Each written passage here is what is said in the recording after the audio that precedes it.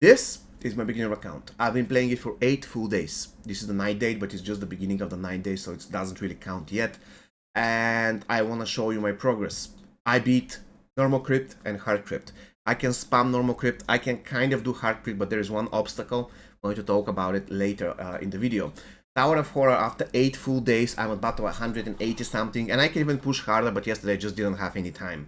Nightmare Tower, I'm at battle 20 only because I don't have any time to push it. Otherwise, I'll be past battle 120 or something. So yeah, for now, I don't have time for the Nightmare Tower, so I'm just farming losses and getting the coins and stuff like this. So I focused everything on the Tower of Horror. When it comes to the challenges, I beat normal and hard challenge, I believe, on my 3rd or my 4th day, and now I can, as you can see, I can beat Elder Challenge. I can basically achieved all of this in just 8 full days. In Season 15 Combat Pass, I'm all the way to 33, and I believe I can push all the way to 37, which is put me in a striking range of those 50 Dragon Crystals. I'm telling you all of this because I want to make sure this video is helpful for everyone that is watching, especially, actually, it is designed for beginners. So all in all, I wanna convey the message that it's possible. You can achieve pretty great things in MK Mobile if you start from zero, if you're completely free to play, if you have the best strategy. And this is what the video is about. It's about the strategy you should adopt in order to be successful. Of course, you won't be able to achieve what I achieved if you are a completely new player. That won't be possible because you won't be knowing really all the other characters. You won't be knowing how to counter such characters and so on and so forth. But if you adopt the strategy that I have, you'll be quite successful and you'll achieve results quite fast. So let's start with my collection and what I managed to get in those 8 full days in the game. This is my collection. As you can see, I have a lot of characters. Some of them I never used, such as Treacherous Tanya, such as MK11 Shank, such as MK11 Raiden, and so on and so forth. But I have quite decent collection, and of course a lot of characters I don't have. When it comes to equipment, again, this is my collection, nothing fancy. My highest fusion is Bladed Fan Fusion 2, and I have 2 Crypt gears.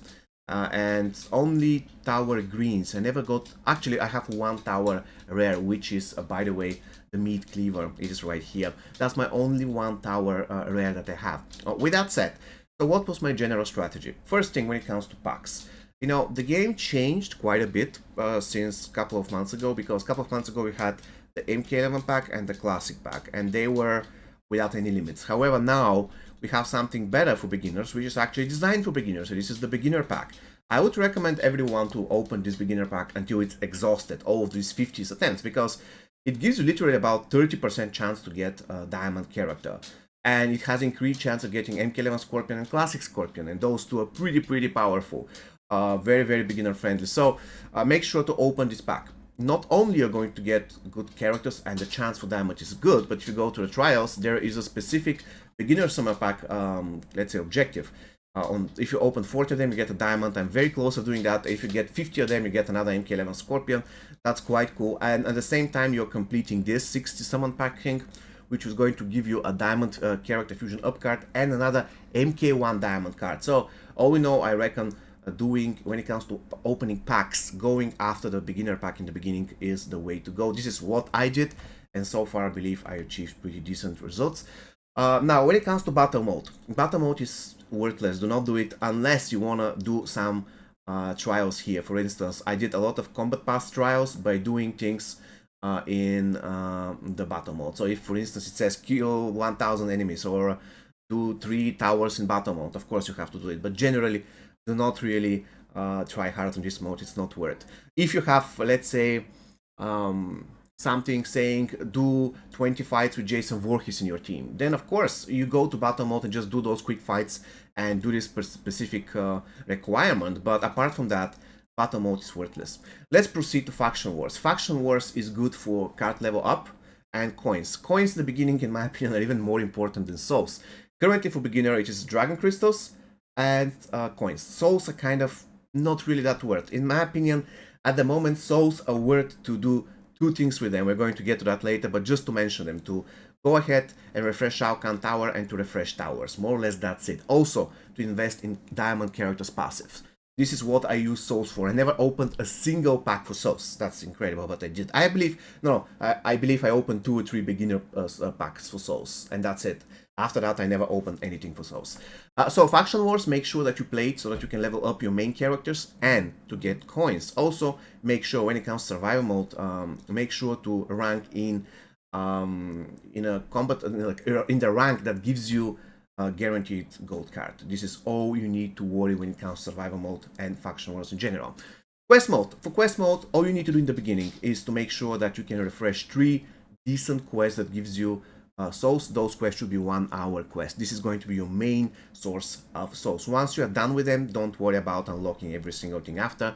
A couple of months later in the game, you can proceed here and eventually unlock Netherrealm quests so that you can get a little bit higher number of souls. But as I mentioned before, actually, souls are currently not really that important, both for veterans and for beginners.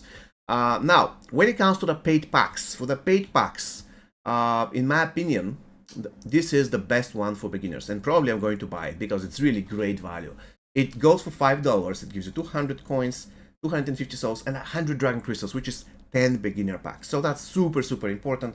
I would advise, if you want to spend something very little on the game, this in my opinion is the best pack for beginner. I'm going to buy it probably after the end of this video.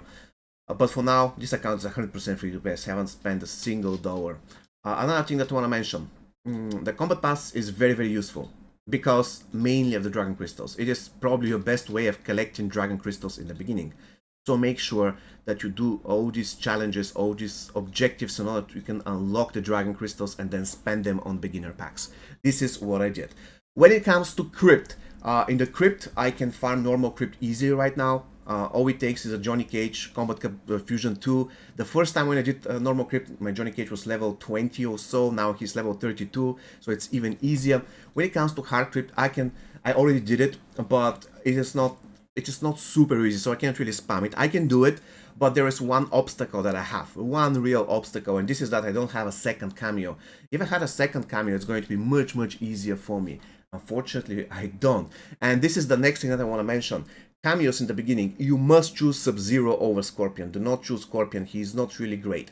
And the next thing that I want to mention is the first time when you find yourself in a situation when you can when you have 2 teams. The first team is farming normal tower, the second team is farming hard tower, but you have a little bit of difficulties because you don't have a cameo.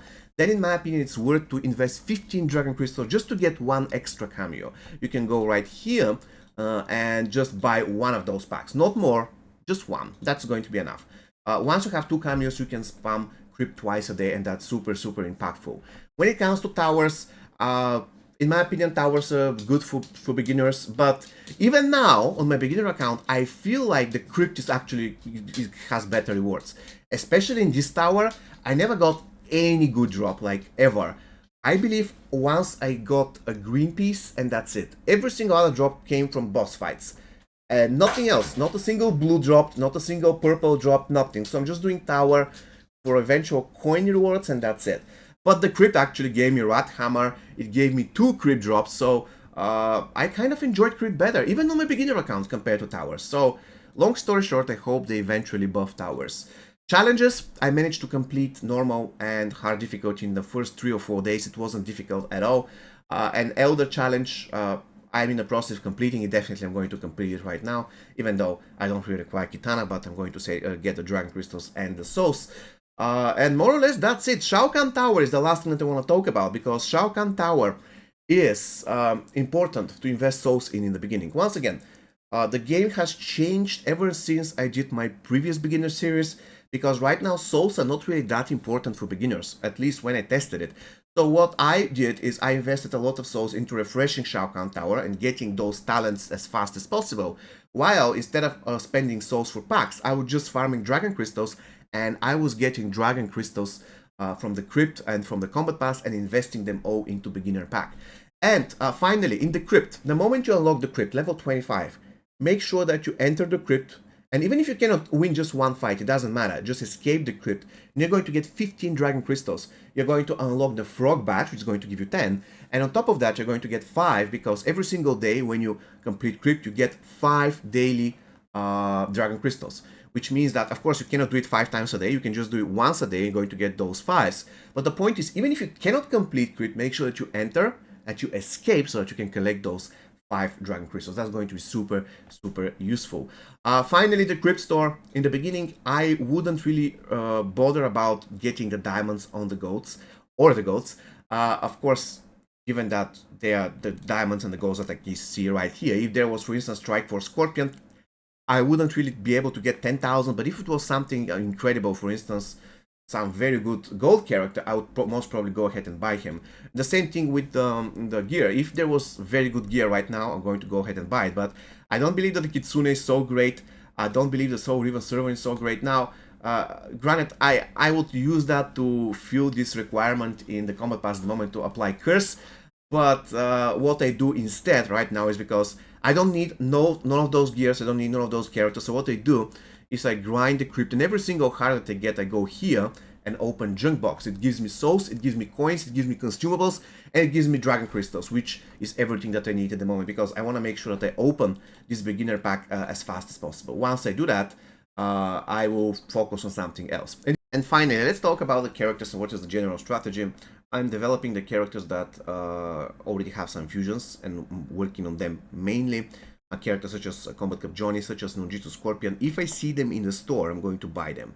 So if there is a Nunjitsu Scorpion in the store, I'm going to buy him. Point being is, I want to make sure that I have his fusion up as soon as possible. And he already has high fusion, so he's the character that I want to rely on when there is a fight where, for instance, MK11 Scorpion won't work. The same thing applies to Combat Cup Johnny. If I see him in the store, I will buy him. I want to get him high fusion as soon as possible. Classic Scorpion the same, and so on and so forth. However, I would recommend every single one of you, if you're a true beginner, you just start the game, to try every single character. At least 2 or 3 fights per character.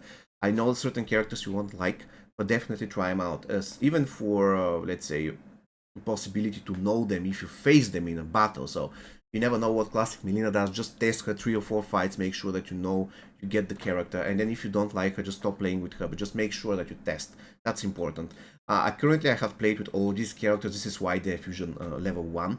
But if you haven't used any of those characters, make sure that you try them. This is going to be beneficial. Generally speaking, don't invest resources on the character that can carry your account and on the character at the highest fusion. In my case, this is Scorpion and Johnny Cage, and I'm also working on the fusion Nunjitsu Scorpion, and of course Scorpion and Johnny Cage if I can get them. But if I get in the process another fusion with Lizard Baraka, I would really, really love it, even though he will never drop in the store.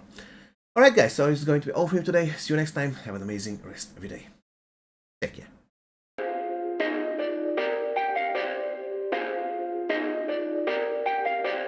Perfect.